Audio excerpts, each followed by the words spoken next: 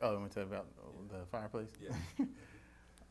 Yeah. Well, what happened was when I was a kid, like, and I was in third grade, because I always remember that clearly because third grade is when I made my first comic book, and it was called The Protectors. I still have it.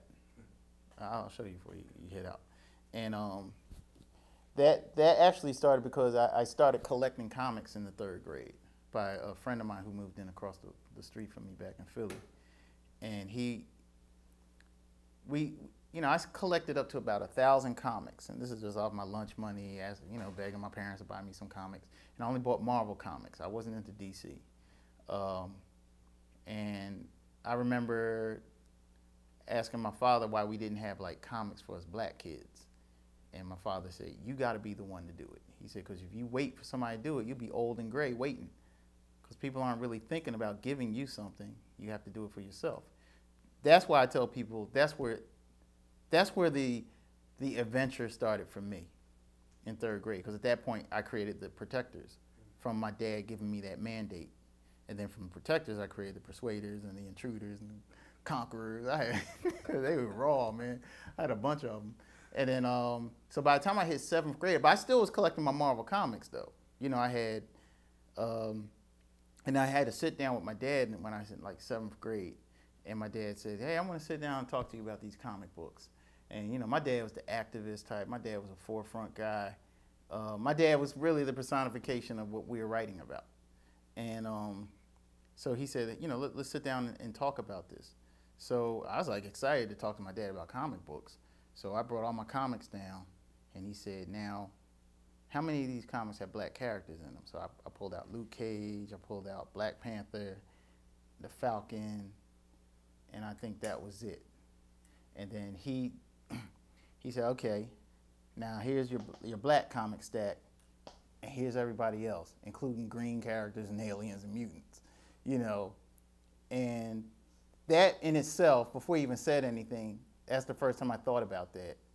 Like, since that time, I mean, I knew they were rare, but then I'm spending my money on it because I still liked them. So then we went into dealing with the issues in the comics, and that's when I started learning about how stereotypical Luke Cage was, especially the title "Hero for Hire." You got to pay him to be a hero, but I never really understood what "hero for hire" meant. And he said, "Man, you got to pay him. You don't have to pay. You only have to pay Hulk. On instinct, he turns green. You know what I mean? And he'll destroy everything, but he'll still get the villain. So I started thinking about that, like, wow, man, I'm spending my lunch money on this. And then my father said, I'm not telling you what to do. I'm just having you be aware of it. So then my dad had a fire going one night, and I came down with all my comics. I mean, I had Inhumans #1, Defenders #1. I had old 12-cent Daredevils. I mean, in retrospect, I should have kept them and cashed them back in and got my money back and then some. But it was the point of it, because I was a little radical back then. I mean, it's like when my father said certain things, it's like I wanted to be like my dad. So it's like, yeah, I'm gonna throw these things in the fire, and I burned them. And I think that was significant to me because the burning of the comics burned what they were engraving in my mind, which I see a lot of guys never got out of their mind. You know what I mean? Like, their whole objective is to be a part of that machine, which there's nothing wrong with that if that's what you want to do. You understand what I'm saying?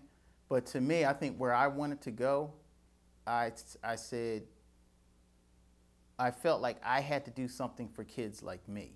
And I didn't feel as though the machine really cared about kids like me. So that's what started that whole thrust